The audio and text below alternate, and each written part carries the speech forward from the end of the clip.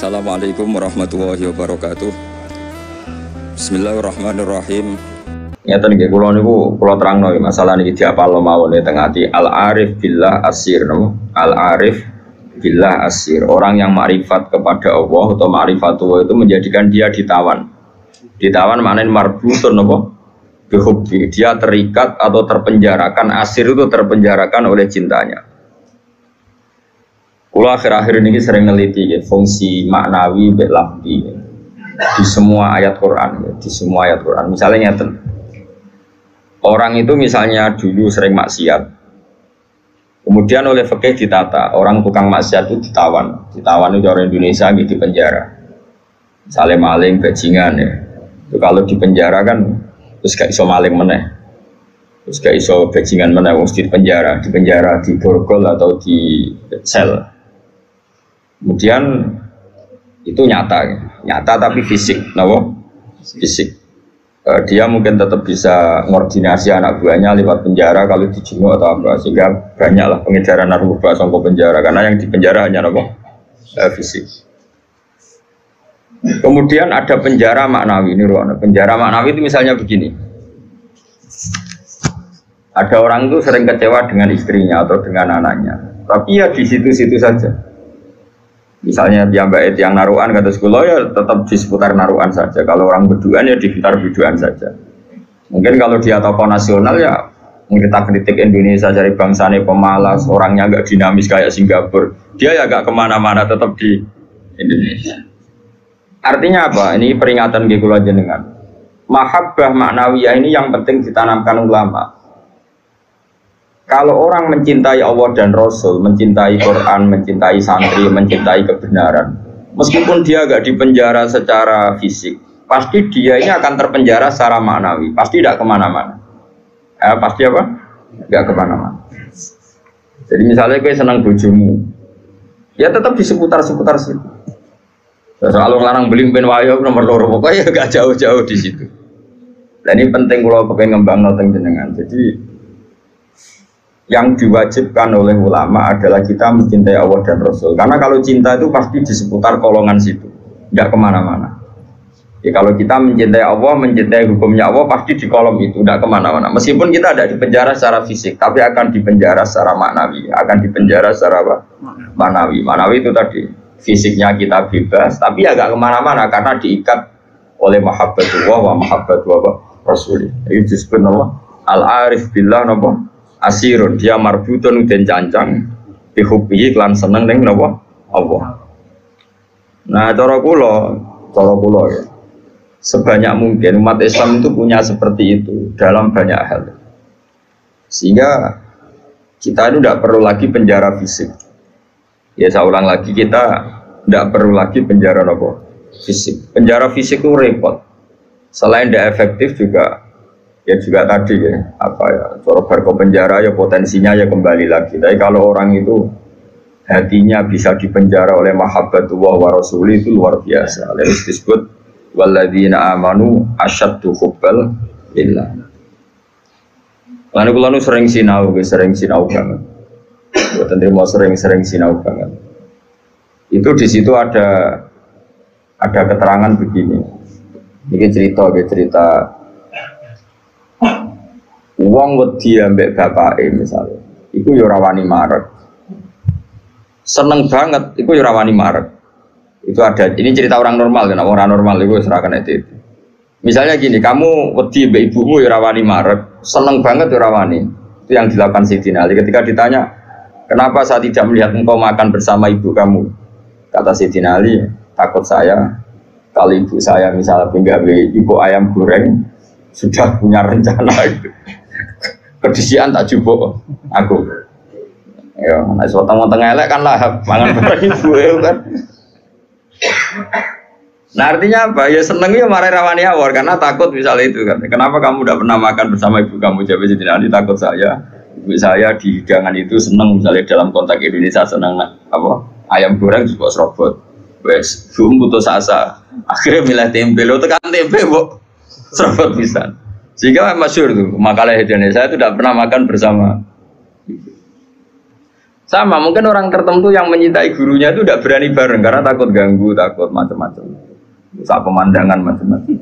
Nah, jadi orang itu cara seneng dan cara itu mirip-mirip. Itu kata Imam Ghazali, karena khauf dan roja itu mirip-mirip. Nah, sama, gue misalnya seneng cawe itu, seneng bojomu, lagi asik maca, mbak lipstick, mbok klambine anyar. Apike gue ora moro-moro, mesti kayak ganggu. Bojomu nak awake ayu seneng ya seneng wae ora awake ayu. Tapi nak kowe seneng kan mesum, ben ngeloni. Nah itu kan dunia yang berbeda. Bojo lagi seneng klambi anyar diganggu, malah mbek kowe mbok coplo iku kan gak fair. Lha nak kowe seneng tenan. Yo duwi, maksudnya duwi ben nikmati nganggo lipstik, nikmati nganggo klambi anyar, pamer mbek kancan. Malah kok parani kene haram. Artinya wong iki bakas wong normal ya. Jadi wong seneng ambek wong gedhe padha-padha menghindar sebetulnya. Apa? Menghindar. Wong ora normal iku ora ukuran ya, ora ukuran. Wong ora normal iki ya angel ya. Nah, sehingga kenapa ada wali ditanya, kapan kamu menikmati Allah? Jawabnya dia dulu, ketika saya menjauh dari Allah. Bukan menjauh dengan makna orang fasik itu enggak. Dia menghindari sesuatu yang terkait Allah karena malu kalau ganggu. Makanya saya pernah cerita di ngaji ini, ada wali yang dia jadi wali karena sholat di shaf awal. Dia malu kalau dipanggil Allah kok tidak yang terdepan, sehingga dia sholatnya shaf awal terus.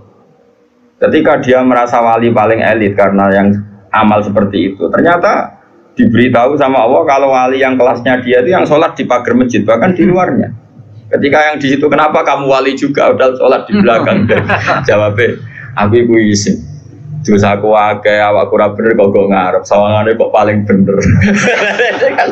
Ini kan tapi aja tiru lho sing kok guri. Ora usah mbok tiru kelakuane wis ngono. Jadi nek kok guri kan gak karena wali tadi, pancen pemalas no. Iku wis ora wali. Umpama niru-niru ya wis gawe Kang ora asli. Maksudnya sing wali asli sing tak critakno iku. Nek niru-niru kan wis gawe. Iku wis gak sah cara wis. Terus plagiat cara ning kampus wis. Lah idene wong liya mbok bajak ya. Jadi saya serai so niru kan ya, mereka kan agak gurih niru. Kalau isin Gus Wan pengen agak karep plagiat itu, orang kamu kasar. Tapi dulu ada wali itu malah justru seperti itu. Makanya ini kan pelajaran bagi saya jenengan. Jadi yang penting kita ini sebanyak mungkin menciptakan penjara manawi.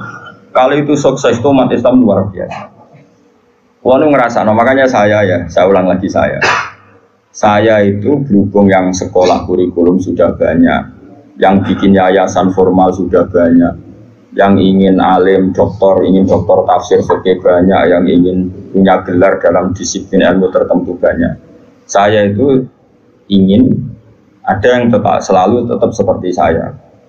Karena kelemahannya sistem kurikulum atau gelar resmi, tentu kebaikannya juga banyak. Saya ulang lagi, kebaikannya juga banyak. Tapi masalahnya adalah ini terfisikkan, agama terfisikkan. Saya beri contoh gini, ini yang nyata, bukan jari. Saya punya teman, dia cara berpikir, Gus kita harus bikin kurikulum. Karena kalau kita tidak punya dokter fikih atau dokter tafsir atau dokter ahli sunnah pokoknya. Lalu nanti yang jabat di Kemenak orang-orang Wahabi atau Salafi Wahabi, nanti ya kebijakan Indonesia diarahkan Salafi Wahabi.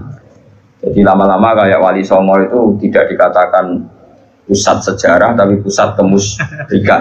Karena rombongan Wali Songo ini rombongan kemusyrikan. Mau ketuanya ya ketua. Jadi nanti mereka. Nah, tapi kalau yang megang di departemen itu orang-orang Sunni kan mesti diarahkan ke Sunni juga. Oke itu baik sekali. Tapi saya bilang gini, secara matematika bisa dihitung. Lembaga kenegaraan, departemen, Kemenak lah dalam konteks kita karena santri misalnya Kemenak, itu hanya berapa juga? Paling yang ngurusi haji, ngurusi ini itu, ngurusi pernikahan, ngurusi pengadilan agama. Lembaganya itu bisa dihitung, taruh saja 10 terus jumlah yang ditangani hanya berapa kasus? Bandingkan kalau kita, saya ulang, tapi ini tetap penting, saya ulang lagi tetap penting. Ada teman-teman kita di situ dan tentu syaratnya yang punya gelar. Kan nggak mungkin kayak ngelamar jadi dirjen haji terus jeneng sopo Ruhin karir usaha berpikir suwi itu ya prestasi. Itu kan poin, cara pikiran poin, tapi cara negara kan Oh, cara pangeran poin, Kang nyabari nasib suwi ku cara pangeran poin. Terus wis wanen itu cara pangeran yo poin. Ada hadis Allah itu malu nyiksa orang sing wis wanen. Oh, itu cara agama poin, tapi cara negara kan ndak. Terus Allah itu seneng wong fakir sing lemu. Mergo wis rido mbek kodok-kodok iku yo poin. Lha itu gurunya Imam Syafi'i itu lemu. Makanya kata Imam Syafi'i jarang ono wali sebab lemu kecuali Abdul Hasan Asy-Syaibani. Itu dia dadi wali mergo lemu. Gua ngertak sange ridane mbek Allah mangan. Lemu ngertak kok mangan terus. Ora ono wong warak saka rahmate pangeran. Kowe mangan kok leren, berarti ki nganggep ngakhiri rahmati Allah. Tapi nek ra iso leren. Ya jadi wali. Jalur itu pun bisa jadi wali. Tapi ojo gawe lho, ini kan wis gawe, ora partner iki wis gawe, angger bar iki wis gawe, wis plagiat no. Tadi kau lah wis niru-niru wis ra oleh, gak keren no. Terus sekarang kita hitung, ruangno ini nyata ya, dan saya sering ya berdebat seperti ini atau mikir seperti ini. Karena saya ketemu berbagai pihak, ya tentu yang baik, yang punya mental ad-dinu an-nasiha, ya punya mental nasihat. Nasihat itu iradatul khairi napa? Lebih selalu berkeinginan baik untuk yang lain. Lalu ada kiai-kiai kultural kayak Pondok Sarang, Lirboyo, Sidogiri, pondok-pondok besar. Ini kan nggak ada gelar. Tapi setiap di pondok itu diajari madzhab ahli sunnah wal jamaah. Ono sing kerja temangsang yang pedalaman Kalimantan, ono sing bisnis bongkrat buangkrut nganti tuwek melarat, ono sing sugih mergo diorder dari guru privat. Ono sing juga mergo dikultusno dukun nak ndonga mandi, macam-macam. Nah ini kan dari berbagai lini, ono kabeh. Ono sing darani wali, terus rambutnya gondrong, geng, macam-macam. Terus wong yakini nak rambutnya ra kena dipotong. Terus adol godri yo larang macam-macam lah. Pokoke macam-macam jenisnya macam-macam. Sing sowan yo macam-macam. Pejabat kepentok pangkat sowan. Ono sing suwantok njuk ngombe, ono sing njuk godri, ono sing njuk donga. Kula nak maca piyambak abot iki kula sangoni wong jenengan semoco, macam-macam lah. Oh suka ora ngajar kiai di order. Akhir kon maca dhewe mboten saged iki. Kula tok salam template jenengan semoco. Kiai ini wong dhuwit ku ya penting. Iku yo pinter dhuwit ditampa terus ngombeni banyu didongani kon ngombe. Wong percaya yakin ya lalah manci. Macam-macam. Tapi ini nangani ribuan orang, mungkin jutaan orang, dan karena yang nangani ini orang-orang ahli sunnah, maka mereka akan mengembangkan madzhab apa? Ahli sunnah. Saya itu berkali-kali cerita di mana-mana. Saya itu punya teman dulu sekolah itu goblok era karuan, terus melarat goblok kriteri. Woi, ora tau munggah kan sekolah. Wireng pisan, lumayan kue putih. Irang. Itu sekolah ora tau munggah. Serangane jaduk bocah. Pokoke seneng jaduk. Dia itu kerja di pedalaman Kalimantan. Kerja betul, dulu juga ada HP, dia punyanya surat. Terus kalau niku teng pedalaman Kalimantan. Niku tiang-tiang tak ajak Jumatan niku tak ajak sholat zuhur gak. Dia eling sisa-sisa fikih eling. Kalau dalam madzhab Syafi'i, orang yang tidak mustautin itu kan tidak wajib Jumatan. Dan kalau jumlahnya tidak 40, tidak usah Jumatan, hanya sholat apa? Zuhur. Masih ingat ya orang goblok banget mondok suwi. Mondoknya bareng kula. Akhirnya singkat cerita, tiap neng pedalaman Kalimantan itu dia gaya musola ke bekas-bekas kayu. Ya terus kalau Jumat mereka jak zuhur gak gelem. Padahal enggak 40 juga tidak mustautin penduduk yang punya kampung. Alasannya mau ngomong awam, Pak, wong Jumat kok zuhur. Terus dia tak aku, Gus apa boleh zuhur? Apa boleh apa? Jumatan, tak jawab boleh. So ini kalau madzhab lah mending Jumatan. Singkat cerita. Dia tersiksa, ini cerita di penjara ya, karena dia orang soleh dan dia nganggap itu sholat penting. Bukan sekedar sholat penting, juga penting mengajak orang lain sholat. Wes kere temangsang yang tengah alas, ijek buruannya polisi, zaman dijak jenenge ilegal logik. Ya tetap anak musola, juga komunitas sholat, mahabbah yang Allah dan Rasul.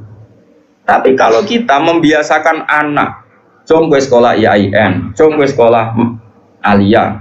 Ben kok iso ning Al-Azhar, ben iso ning Umil Qura, kok kowe LC terus payu ning departemen. Kowe nak dong mimpin agama bentuk gaji. Dalile fid dunya hasanah wa fil akhirati hasanah. Nah, tapi problem yang jenis ini adalah ketika negara nak menggunakan, dia akan putus asa. Ketika yayasan besar tidak menggunakan, dia akan putus asa. ngalor ngidul gue ijazah. Sesuai gue dukono nih gue wong sing ra digelar. Nah, ini kan sama-sama problem. Artinya kita sebagai ulama harus beda. Meskipun kita saling mengakui tapi harus beda. Terus ada lagi teman saya, dia hidup di Sulawesi. Dia sama kerja di Kayunan. Itu kalau mau cari masjid itu 4 jam. 4 jam dari dia di tempat kayu tadi. Mau masjid jam 11, masjidnya cek kuncinan. Akhirnya dibuka-buka dewe, disapo-sapo di dewe. Sadar. Baru sing lucu gini, memang soleh gak. Sing sitok alumni Sarang, ketemu alumni Lirboyo. Ono grupnya ketemu alumni Tegalrejo. Ini orang-orang yang nasibnya itu gak jelas, tapi dibawa, ini betul nyata. Dibawa oleh agamanya ketemu di titik masjid. Kang, kenapa kok eling Jumatan? Jadi kamu ini tahu modal, berang tahun, 4 tahun. Lah kok terima detik ini, bisa ngaji ra tenanan.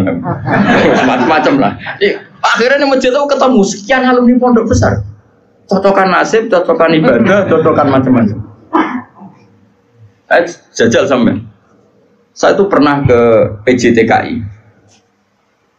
Itu di Jakarta. Itu kebetulan kakak saya itu pas ke situ saya diajak, ada teman saya. Suwandri orang wong jeneng Hamid. Gus, kamu kenal orang ini? Namanya Hamid. Ini dulu mondok di sini. Mesti katanya kenal jenengan. Tak takut, Mit. Kau orang kerja ning Arab Saudi gak? Amen di Korea ya. Apa yang terjadi setelah dia di Korea? Warjon dia niatis gak niat dakwah, gak niat dadi kiai. Ngomong kuwapo jenenge melarat ini kuwapo terus. Oh, serat terlintas sampai kiai. Oh, ning Korea kuwapo jenenge makhluk melarat itu kuwapo dan pokoknya pengen menghilangkan kemelaratan ini. Lah kok ning Arab? Akeh Gus ning Arab. Nek ketemu kanca-kanca isin mergo tenan. Aku bisa tahu ngaji, Cek. Motif. Dulu bareng ning Korea iku ora nganti sugih. Terus dia masjid, komunitas majelis taklim. Ya mereka dia dipenjara oleh amari pangeran, oleh perintah pangeran. Nak urip iku kudu apik lan aja wong. Akhirnya sing niati keduyan menghilangkan kefikiran, akhirnya menghilangkan kesesatan. Dia masjid ya kayak sukses dari dia. Ngajak wong-wong. Orang sekarang tahu semua di Korea itu sekarang banyak masjid. Itu di antara dulu awal-awalnya alumni pondok pedotan. Penting yang pedotan. Mereka nak sira pedotan dadi ketua MUI malah. Dadi ora iso dakwah model ngene ora iso. Jadi Zuri MTQ ora iso dakwah model. Makanya Allah menyiapkan santri-santri pedotan itu akeh. Lalu jegeman ngecap santri pedotan ini disiapkan. Mereka nak sira pedotan ketua MUI, Zuri Musabah orang arah dakwah ngene iki. Malah untuk duit, tukokno tiket gratis, dinepno ning ya apa ya, yang murid-murid bagomu, tapi gak sekeren sing heroik gini. Cara poin ini ngarepe Allah ya tuntas musuh sing ini. Nah ikhlas loh ya. Kecuali ora ikhlas, dia ngono iku kegiatan nglakno fakire. Ya gak ono wong dakwah jare timbang omah tengok-tengok atau dakwah wae perkara. Tapi lumayan lah. Singkat cerita gini, ini yang perlu jadi madhab saya dan saya fatwakan terbuka seperti ini. Andai kan semua orang dipenjarakan oleh cintanya kepada Allah, kamu gak usah khawatir hidup di mana-mana, pasti dia akan murid-murid agamanya. Aku kan ngene-ngene ku kiai, anak kiai, muridnya kiai, jadi tahu betul seperti itu. Saya punya teman sekarang jadi DPR provinsi di Kalimantan, itu orang Bali. Dulu ngaji sorokan mungkin sama saya di Sarang. Dia alumni Pondok Sidogiri. Itu bapaknya keluarga besarnya bakul sate, ke Bali itu niatnya adul sate. Ya santri pedotan. Oh, mereka pedotan ketemu ini. Dengan Madura jadi sesuai kelas masing-masing. Bareng bakul sate sukses ngajak ponakane, ngajak tanggane. Tahu-tahu kampung situ jadi komunitas Madura. Karena jumlahnya signifikan, bikinlah masjid. Setelah ada masjid, terus gak kepikiran anak bakul sate di pondok di Sidogiri. Karena di situ sudah ada komunitas Muslim. Ono majelis taklim, ono muslimatan, patayatan, macam-macam. Mau dari Sidogiri anaknya kebenaran, mungkin karena barokahnya dakwah. Anaknya alim, cerdas. Mau coba ini bisa, kosongan bisa. Di Sidogiri tamat masih mondok lagi ke sana. Langsung tingkat berapa dulu yang ngetes saya dulu? Ya langsung alim. Coba. Jadi artinya gini loh, orang-orang yang dipenjarakan oleh mahabbatu wa rasuli, kere yo gawa agama, suga yo gawa agama, temangsang yo gawa, kemana-mana bawa. Lah lucunya kita sebagai pakar agama malah membatasi cung sekolah sing ono gelar ben iso dadi ngene dadi. Ini menurut saya pembatasan, tapi tetap boleh. Saya ulang lagi tetap boleh. Nek sing bakate di gelar ya di gelar enggak apa-apa. Tapi harus ada ulama yang kayak saya. Lah kula mungkin suatu saat mungkin bisa saja Hasan nanti punya gelar enggak masalah. Bisa saja anak saya nanti enggak masalah. Tapi tetap tak cekoi pikiran seperti ini sehingga kalaupun punya gelar, gelar itu tidak mengikat hanya membidik departemen atau yayasan tertentu. Tetap yang dibidik itu dakwah ilallah wa ila rasul. Ini penting dan saya akan berkali-kali ngomong gini terus sampai saya mati. Bila perlu matiin aku wali sing urip tak peduli ya. Asal sing urip ya wali pisah. Kan ono sinyale lah nara wali kan angel petuane. Kan gak sambung. Sinyale beda. Sing wali padha waline iso calling-callingan sak gambare. Sing ora kan wis berat.